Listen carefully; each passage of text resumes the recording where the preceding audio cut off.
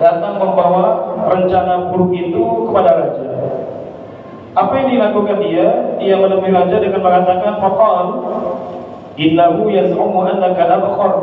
Wahai tuan raja, tahu enggak kau, itu si penasihatmu itu yang sempat hari ketemu kau itu, dia menganggap bercerita ke saya kalau tuan itu, tuan raja itu mulutnya bau.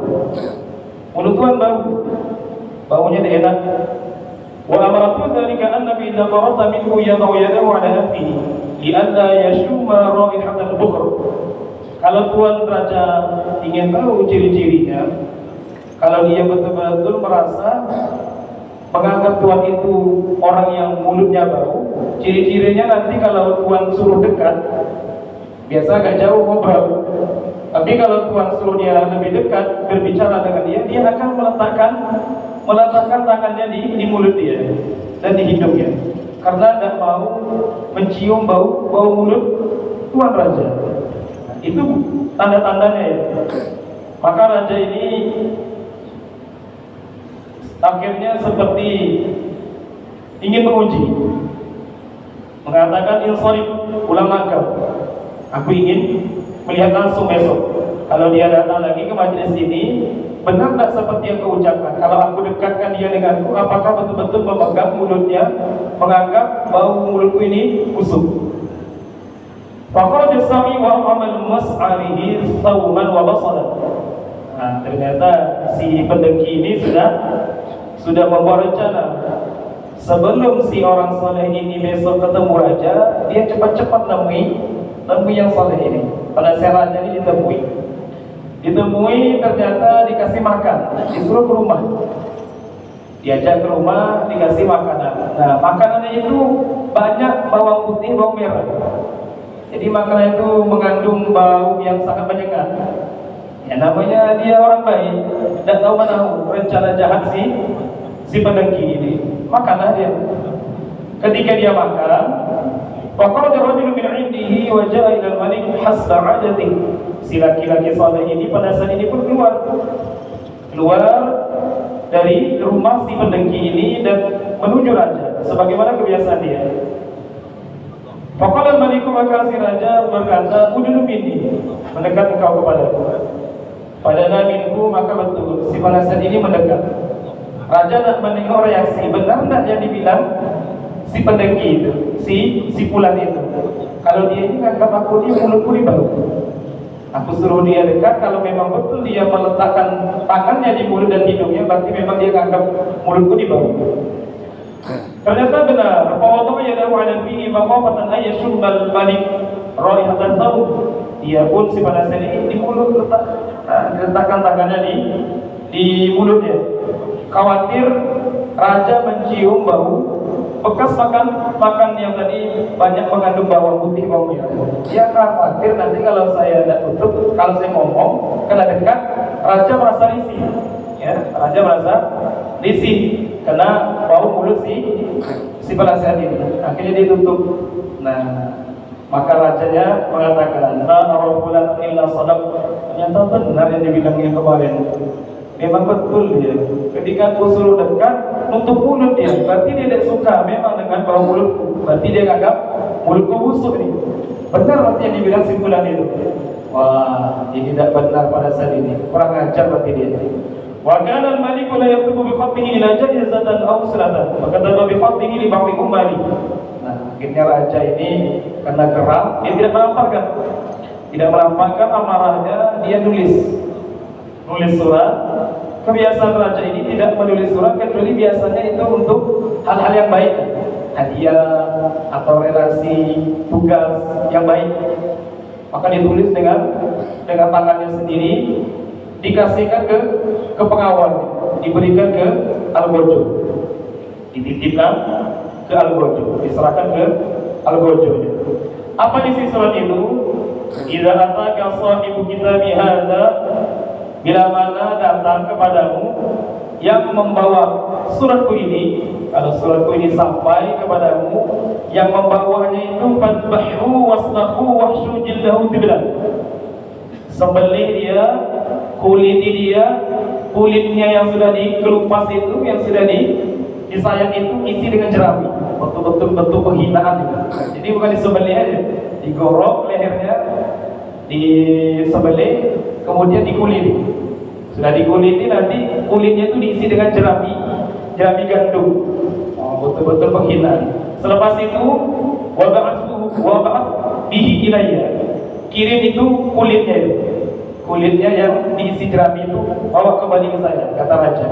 Jadi geram betul raja itu. Apa dari kita, maka penasihat ini ambil itu surat. Waqalaja, dan dia pun keluar pada aqiyahul ladzi sa'adihi. Nah, di tengah jalan ketemu dengan yang si pendengki ini. Ketika ketemu, faqala ma hadzal kitab? Dia tanya, itu apa itu? Surat apa itu? Qala, si penasihat bilang, khattal maliku li bisalatin. Ini tuan raja memberi surat ini untukku.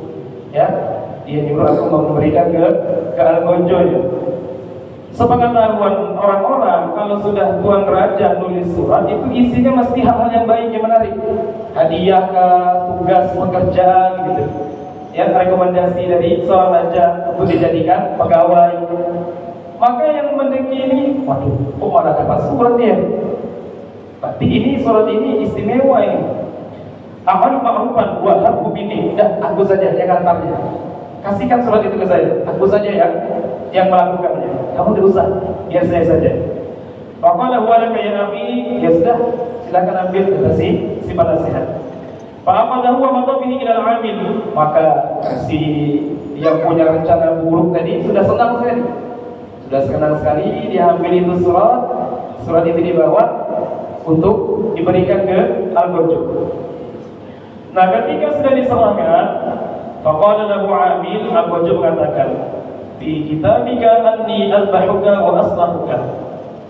Isi surat ini bunyinya, aku disuruh nyembelihmu dan disuruh mengulitimu. Masya Allah. Jadi isi surat ini aku harus menyembelih siapa yang bawa surat ini. Kita ini ada statement raja nih. Raja bilang siapa yang bawa surat ini disembelih, dikuliti.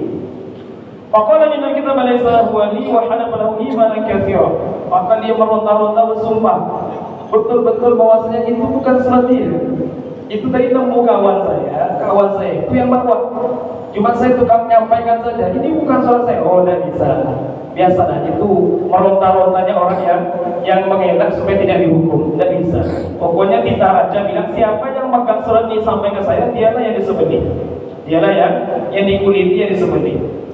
Faqala laisa li kitabil malik muraja. Isi suratnya tidak akan ditarik kembali. Kalau sudah raja kirim isi perintahnya seperti itu harus dilaksanakan dan boleh dikembalikan lagi ke raja. Raja tidak akan menarik ucapannya. Ringkas cerita, pada bahahu wa salaqahu wa hasyajilnahu tibnan wa ba'athani. Akhirnya disembelih. Disembelih, yang punya rencana jahat tadi dikuliti, kemudian kulitnya itu diisi dengan jerami, dikirim lagi ke raja. Ketika sudah dikirim ke raja, suma'ada rajul ilal malik ka'adatihi wa wa'idahu ka'adatihi al-asliyah. Laki-laki saleh tadi balik lagi besok seperti hari-hari biasa, datang menemui tuan raja, memberi nasihat. Nah, maka ketika melihat itu pada ajab min dzalik, tuan raja ini agak kaget, loh, kok masih hidup? Kok orang ini, si laki-laki ini masih hidup? Wa qala ma fa'alta bil kitab. Raja pun bertanya, apa yang telah kau perbuat dengan surat saya kemarin? Bagaimana ceritanya? Kok kamu masih sehat-sehat saja nih? Kamu apakah surat saya kemarin? Maka dia mengatakan, ini fulan fatalabahu minni pada fatulah. Oh ya, kemarin tuan raja kasih saya surat. Di jalan saya ketemu si fulan. Disebutkan ciri-ciri orangnya. Raja tahu, oh ya. Nah, dia minta itu surat saya kasih ke dia. Pada fatulah aku kasih ke dia. Faqala al-malik, akhirnya raja itu ingin kejelasan. Nah, ini pelajaran betul ini. Raja ini berarti ngambil sikap itu tidak langsung tabayyun. Ada dalam Al-Quran, ya ayyuhalladzina amanu in ja'akum fasiqun binaba'in fatabayyanu an tusibu qauman bijahalah fatusbihu 'ala ma fa'altum nadimin. Kalau datang informasi itu tabayyun, klarifikasi langsung dengan orang. Jangan yang ngasih informasi. Tabayyanu kata Allah. Fatabayyanu, tabayyun. Minta kejelasan. Kalau tidak, antusibu qauman bijahalah. Kamu akan menghukum satu kaum dengan ketidaktahuan.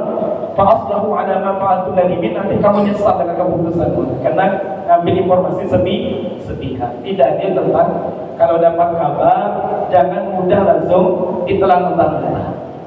Karena tidak semua kabar itu pasti benar adanya. Harus betul-betul jelas.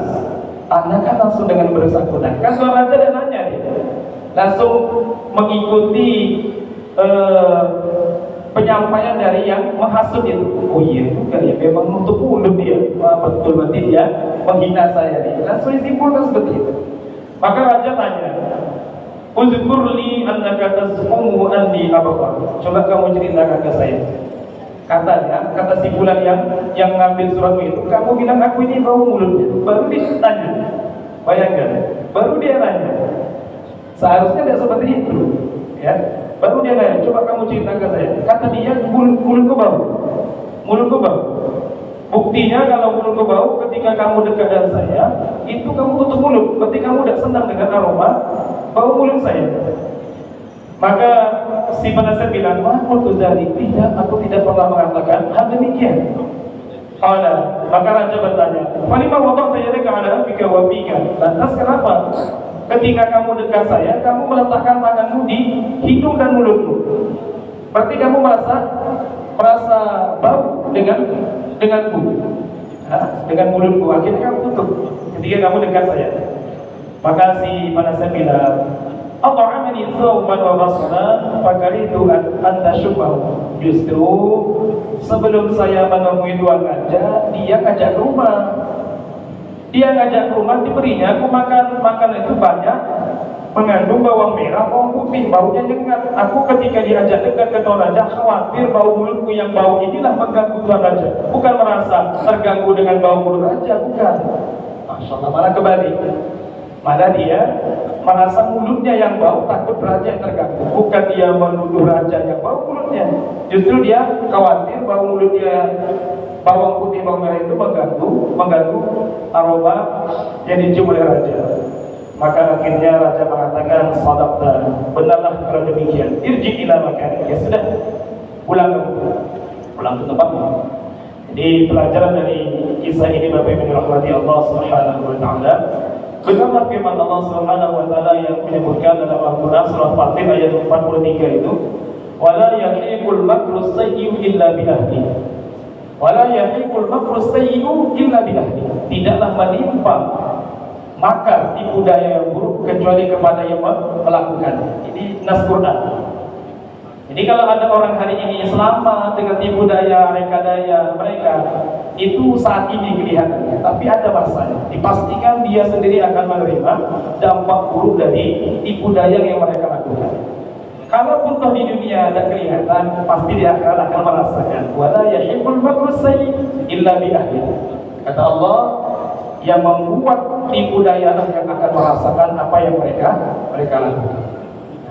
Mereka yang membuat tipu daya, mereka lah yang akan merasakan.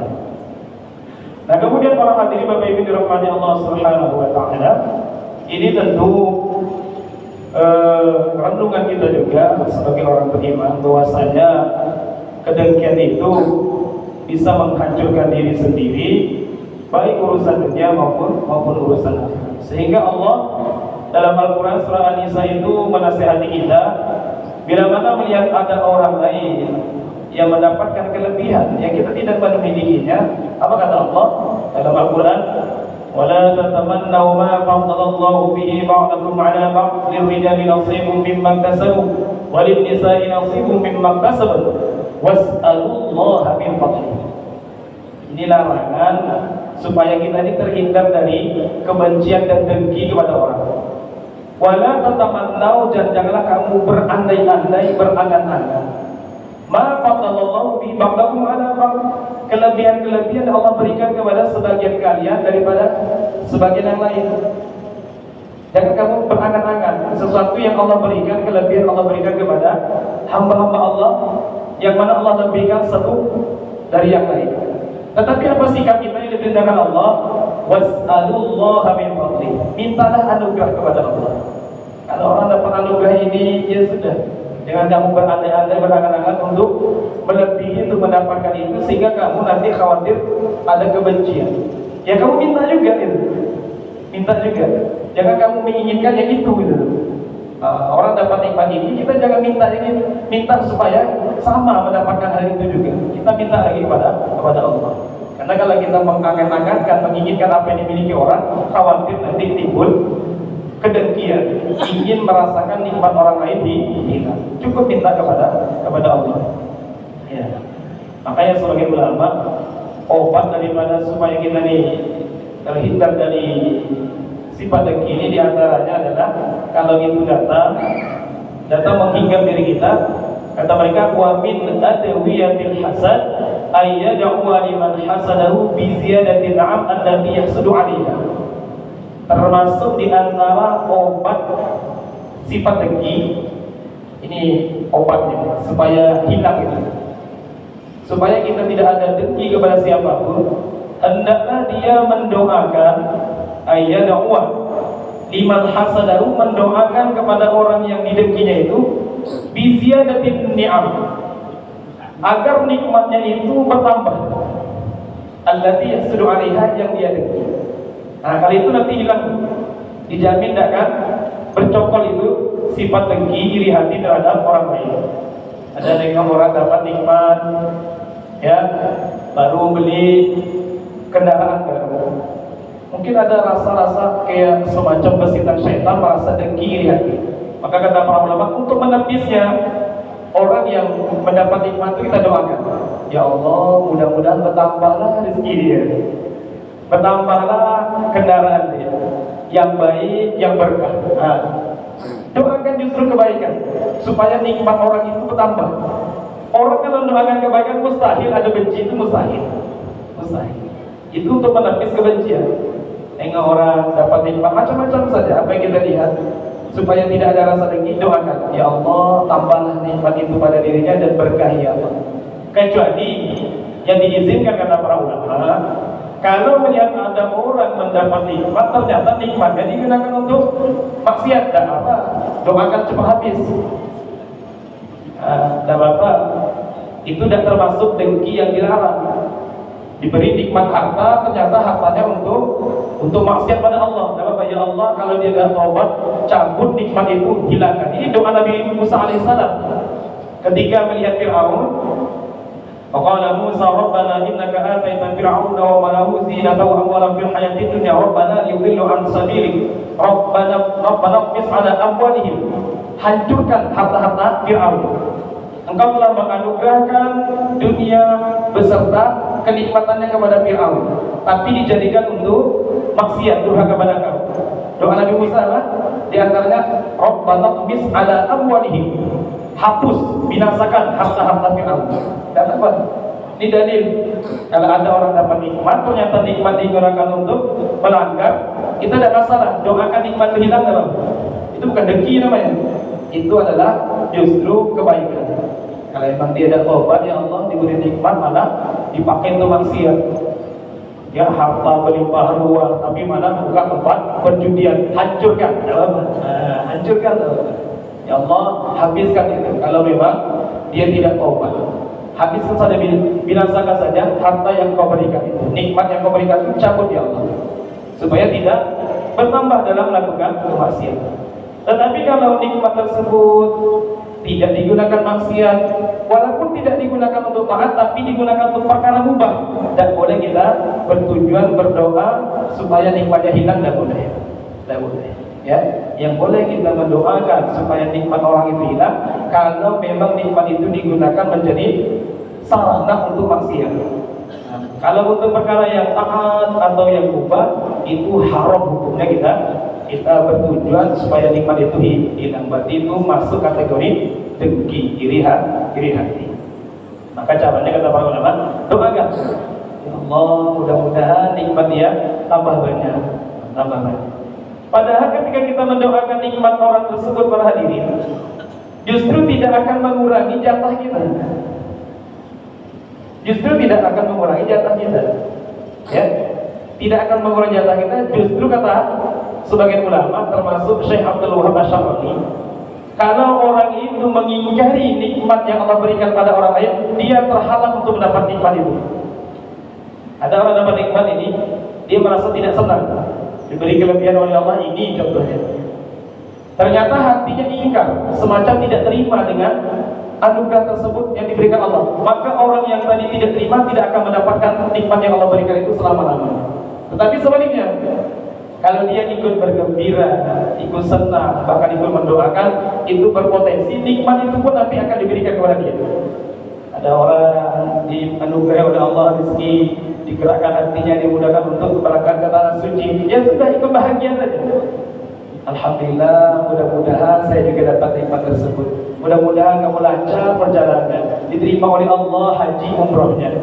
Ketika dia senang, dia ikut mendoakan kebaikan, itu nikmat itu pun berpotensi dia dapat. Tapi kalau dia ingkar, malah macam-macam dituduhnya. Nah, itu haji aja itu mana ada diterima. Orang saya tahu itu pekerjaannya tidak jelas, ada halal haramnya, syubhat, tidak terima Allah. Ini ngapain membahas seperti itu? Ya, tidak ada gunanya, tidak ada gunanya. Itu ada indikasi ingkar terhadap nikmat yang Allah berikan kepada orang. Karena para hadirin, ketika orang itu telah dihinggapi sikap iri hati dengki ini, ada yang tipe levelnya itu sampai berlebihan sekali. Ada dalam kitab Ibnu Qayyim al-Jauziyah, nama kitabnya Bada'iul Fawaid, cerita itu level kedengkian itu sudah betul-betul sangat-sangat luar biasa. Kedengkiannya itu sudah betul-betul melunjak betul, melebihi normalnya orang. Ada seorang tetangga, dia memiliki tetangga di sebelahnya itu hari-hari dapat nikmat. Pokoknya tetangganya hidupnya nyaman, yang dilihat tuh senyum aja tetangganya. Nah, tetangganya senyum, dia yang sedih, dia yang susah hati. Semakin tetangganya tersenyum setiap hari karena selalu dapat nikmat, dia yang susah hati. Saking tidak terimanya dengan orang senang itu, itulah SNS ya, SNS. Susah lihat orang senang, senang lihat orang susah. Ya, nengok orang senang dia susah, nengok orang susah dia senang. SNS. Maka saking dia tidak terima nengok hari-hari tetangganya itu bahagia, dia beli budak. Dia beli budak laki-laki. Apa kata dia? Saking tidak mau lagi nengok tetangganya senyum, betul-betul sudah mengangkat kebencian dan kedengkian. Dia bilang ke budaknya, sudah dikasih makan, dilayani, wahai budakku, ini saya punya tetangga, saya senang betul dengan dia. Dia itu selalu dapat nikmat yang hari-hari saya lihat senyuman dia. Makin dia senyum, makin sakit hati saya. Dan ini saja, nanti malam kamu dengan saya naik ke atas loteng rumah dia. Mau mengapa Tuhan? Maka dia bilang, kita akan melakukan satu aksi. Apa aksinya? Ini ada pisau. Nanti kita manjat ke loteng rumah dia, ya. Kita manjat ke atap dia, loteng dia.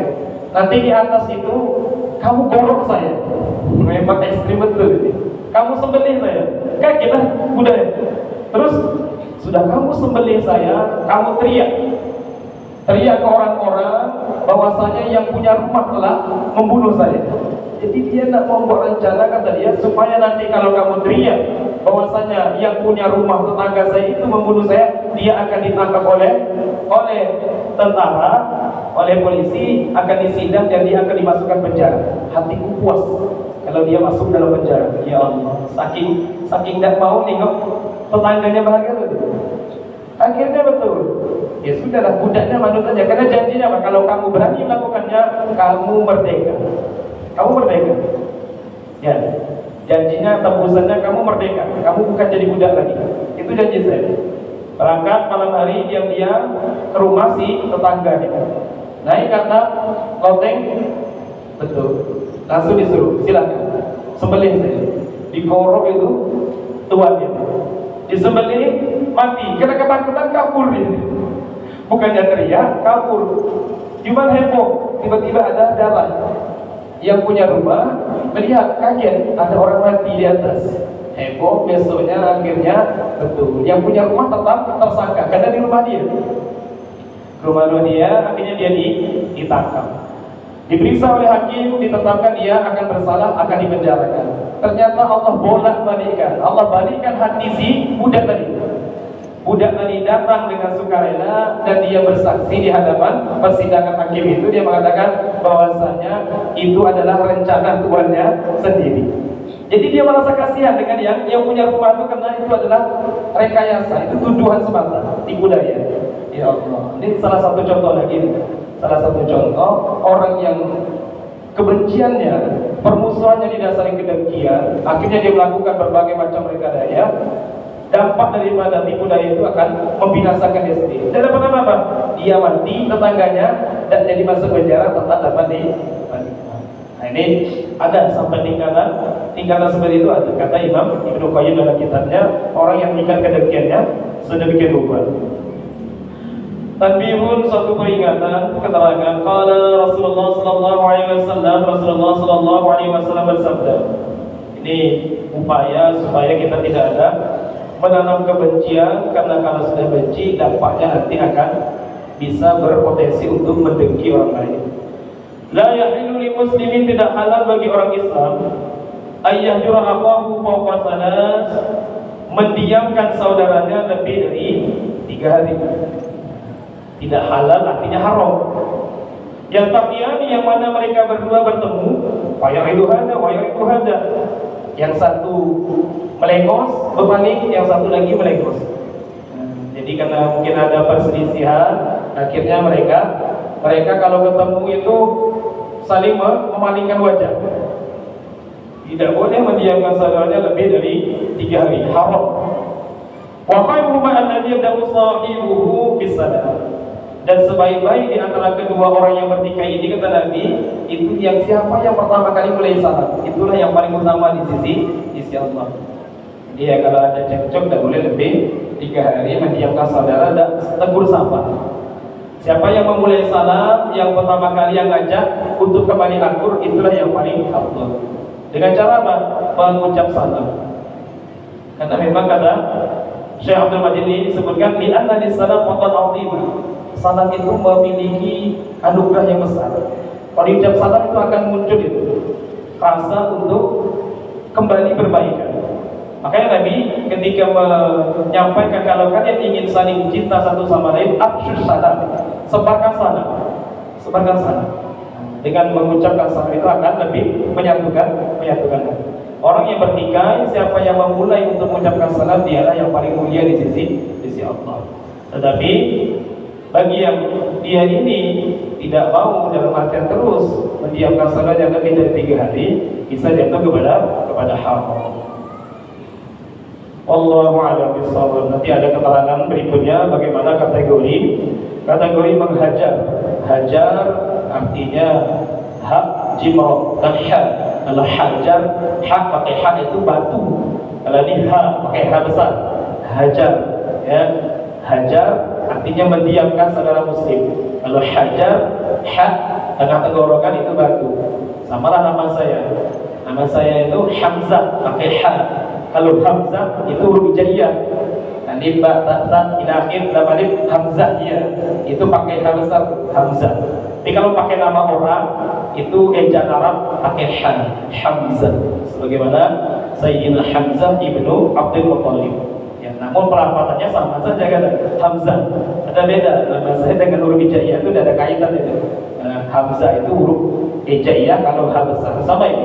Hajar pakai ha besar, ya, ha bawah tenggorokan itu mendiamkan saudara muslim. Nanti keterangannya akan kita bahas pada pertemuan berikutnya insyaallah mengenai kategori batasan-batasan boleh dan tidaknya mendiamkan saudara muslim. Wallahu a'lam bishawab. Mudah-mudahan diterima oleh Allah Subhanahu wa taala. Kita tutup dan tasbih kafaratul majlis. Subhanakallahumma wa bihamdika asyhadu an la ilaha illa anta astaghfiruka wa atubu ilaik. آمين آمين. بسم الله الرحمن الرحيم. الحمد لله رب العالمين، والصلاة والسلام على أشرف الأنبياء والمرسلين سيدنا ومولانا محمد وعلى آله وصحبه أجمعين. اللهم انفعنا بما علمتنا وعلمنا ما ينفعنا وزدنا علما. الحمد لله على كل حال، ونعوذ بالله من حال أهل النار. ربنا تقبل منا إنك أنت السميع العليم، وتب علينا إنك أنت التواب الرحيم. وصلى الله على سيدنا محمد وعلى آله وصحبه وبارك وسلم، والحمد لله رب العالمين. السلام عليكم ورحمة الله وبركاته.